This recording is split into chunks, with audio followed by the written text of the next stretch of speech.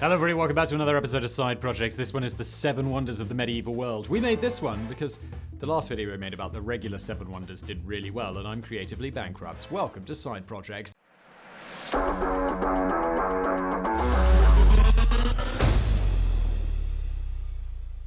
There are countless lists of wonders throughout world history, some more well known than others. The 7 Wonders of the Ancient World was the first, as historians from ancient Greece compiled a list of the world's most incredible man-made structures. Future historians were aware of the original list, but in the following centuries, most of the original 7 didn't stand the test of time. I'd say almost all of them didn't. The pyramids are the only one that survived, right? Civilizations expanded, trade routes reached from East Asia to Western Europe and Africa, and suddenly travelers across Eurasia were exposed to new wonders. The 7 Wonders of the Medieval World is a strange list, though. Many of the structures found on it weren't actually built during the Middle Ages. In fact, the final roster wasn't completed until the early 20th century, as one of the entrants wasn't discovered until 1900. The entrants have changed over time, generally between 11 or so possibilities. Among those that don't make the cut are the Taj Mahal, the Cairo Citadel, Cluny Abbey in France, and Ely Cathedral in England. Instead, we're left with sites from Egypt and England to China, with build dates ranging over 4,000 years. So these structures represent achievements built or discovered in the centuries following the first Ancient Wonders list. Today we'll be diving into the history and architectural aspects of these 7 wonders of the medieval world.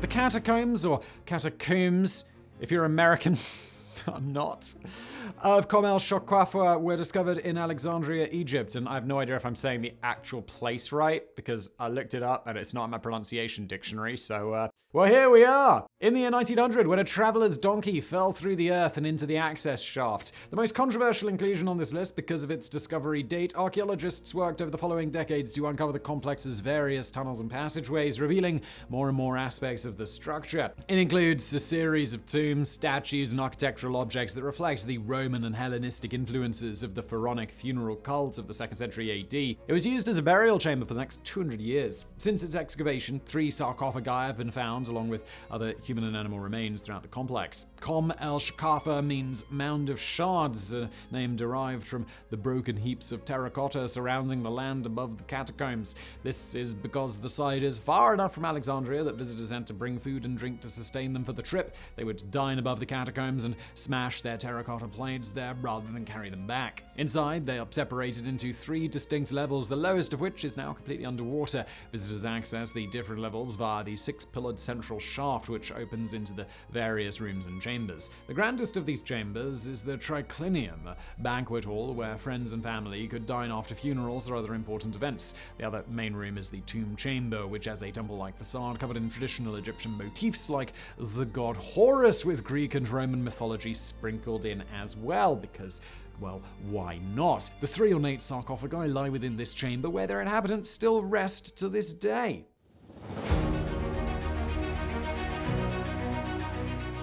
The Roman Colosseum, it doesn't need an introduction. Found just east of the Roman Forum in the former empire's capital city, the Colosseum has lived a long and diverse and fairly horrific life. The emperor, what went on inside it? I made a video all about the Colosseum on my Geographics channel.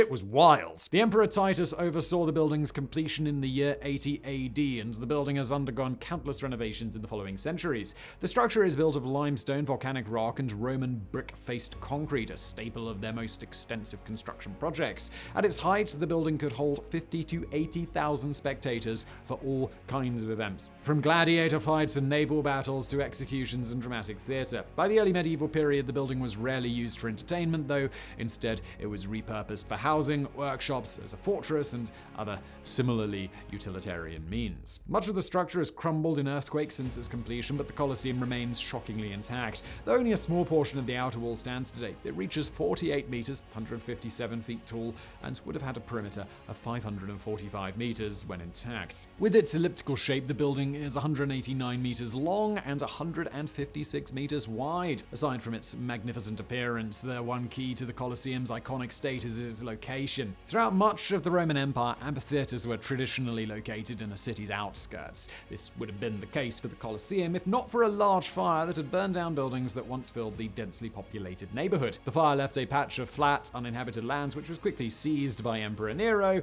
remaining in the government's hands until construction began. Even today, you can probably see how modern stadiums are influenced by the Colosseum.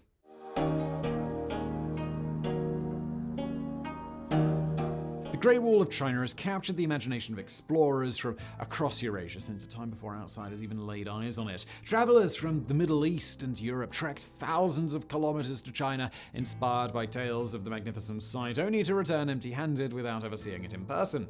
The Great Wall of China is a bit more like the Great Walls of China. The earliest portions were built during the reign of China's first emperor, Qin Shi Huang, around 200 BC. Little of this section remains intact today, though some of the ruins do endure. Later dynasties, including the Han, Northern dynasties, and Su, either repaired or upgraded portions or added their own contributions. These earliest examples were not the sturdiest walls, though, as the structure was built of rammed earth. The Ming Dynasty changed all of that, shifting to brick and cut stone. The Ming Dynasty built the most significant portion of the wall, reaching about 6,259 kilometers, or nearly 4,000 miles long. Combined with natural barriers like hills, rivers, and trenches, the Ming sections run 8,850 kilometers, 5,500 miles. Now, coming up with an exact length for the whole wall is basically impossible, given the fragments that have fallen apart or were never connected to the main structure. However, best estimates place this total at 21,196 kilometers, or over 13,000 miles. Along this stretch are more than 25,000 watchtowers. The most famous bit of the wall is the Battling, located about 80 kilometers northwest of Beijing. Not only is this portion in excellent shape thanks to renovations, but it sits 1,000 kilometers above sea level, giving sweeping views of the surrounding area. The wall welcomes tens of millions of visitors every single year.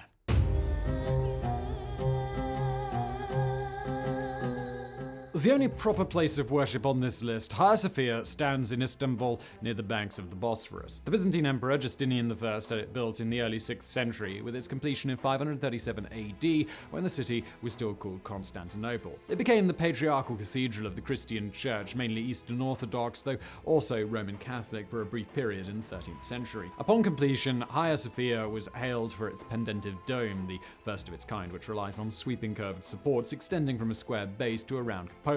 The crown reaches 55.6 meters from the floor and is surrounded by 40 arcaded windows. Though it looks circular to the naked eye, the dome is not actually quite a perfect circle. The building was so iconic that it inspired Byzantine architecture for the next 1,000 years. Following the rise of the Ottoman Empire in the 15th century and the fall of Constantinople, Hagia Sophia became a mosque. It then inspired Ottoman architecture for the next several thousand years. It even influenced its neighbor, the Blue Mosque, which sits just 100 meters away. The structure was heavily modified around this time, partially to remove Christian motifs and add Islamic elements like the minarets that stand today. There are 4 minarets in total, each standing at 60 meters in height, giving the building its highest points. Hagia Sophia remained in service as a mosque until after the fall of the Ottoman Empire. It was converted to a museum in 1935, a symbol of Turkey's new secular government. However, last year it was reconverted into a mosque with President Erdogan's blessing.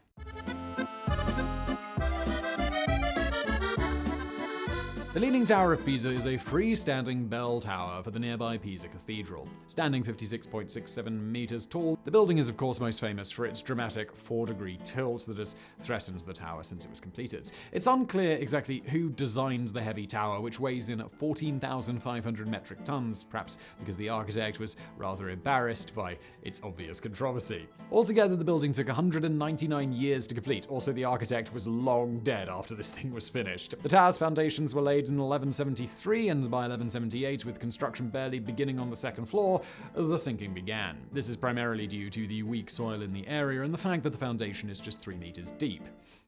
It weighs 14,000 tons. What are you doing? After discovering the lean, though, the Republic of Pisa spent the next 100 years fighting wars against Genoa, Lucca, and Florence, delaying construction dramatically. However, this was a blessing in disguise, as the delay allowed the tower's base plenty of time to settle into its foundation. If not for the break, the tower almost certainly would have toppled. In the centuries following its completion, engineers and architects made several efforts to straighten out the tower, but to no avail. With modern techniques, the slant was reduced from more than 5 degrees to less than 4, but efforts to straighten it any more have been universally vetoed, as the tip is, of course, the characteristic thing that draws visitors. Following the most recent structural work, the tower was declared stable for the next 300 years, when it will need more adjustments to keep the base at its current slant. Aside from giving the tower its signature tilt, the soil beneath the foundation played an essential role in its longevity. A relatively active seismic zone, several earthquakes have shaken Pisa over the last 800 years. However, the soft soil combined with the stiff column allowed the structure to withstand any severe damage. In an ironic twist, the feature that caused the tower to almost collapse became the thing that made it famous and actually kept it from toppling for all of these years.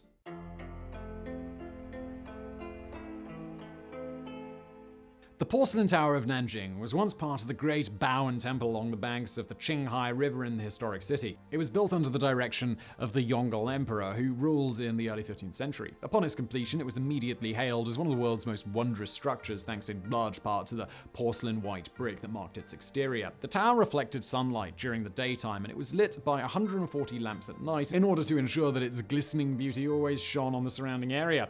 The tower stood 79 meters tall with an octagonal base running 30 meters in diameter. Among the tallest pagodas in Chinese history, travelers from around the world came to the city to lay eyes on the building, which was originally topped by an ornamental gold pineapple.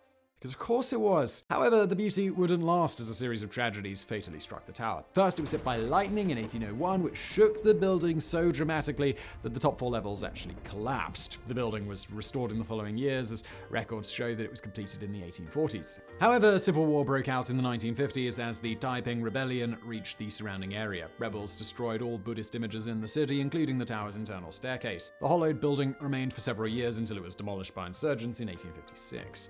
The site then lay dormant for 154 years until, in 2010, Chinese billionaire Wang Jialing donated $1 billion yuan, that's $156 million US, to restore the tower and the surrounding area. Work commenced almost immediately, and the replica was completed and opened in late 2015.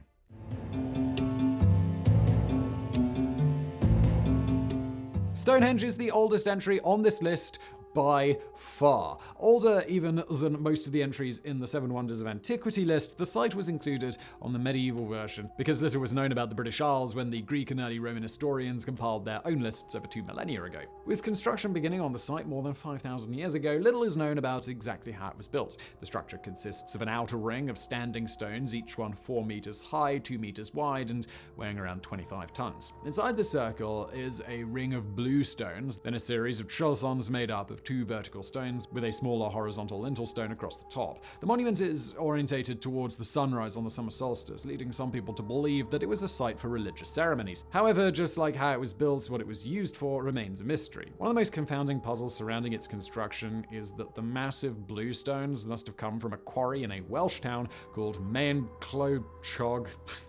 Welsh pronunciation is a difficult thing, which is almost 300 kilometers from Stonehenge. The rest of the stones likely came from nearby quarries, but the blue stone was selected for its unique acoustic properties and was very difficult to find. When struck properly, they produce a beautiful pitched ringing noise, which was even used for church bells in Wales until the 18th century. Theories about the site's purposes range from an astronomical observatory to a religious center to a healing center. The area is surrounded by an unusually high number of burials, mostly bodies that suffered traumatic injuries, so the healing didn't work so well, did it, guys? Strangely enough, many remains there have been proven to come from the Mediterranean region, up to thousands of kilometers away. The one thing that most historians agree on is that it must have been a multi-purpose facility of some sort. Today, visitors aren't allowed to touch the rocks, but it remains one of England's most popular tourist destinations. Also, one thing about Stonehenge, it's way bigger than you think. I mean, I've seen those pictures of people by it, but I've been to it, and it's really, really big. Anyway, this has been an episode of Side Projects. I do hope you found it fascinating. If you did, smash that like button. Don't forget to subscribe because we make other videos like this talking about ancient stuff. You'll probably like it. Smash that subscribe button and thank you for watching.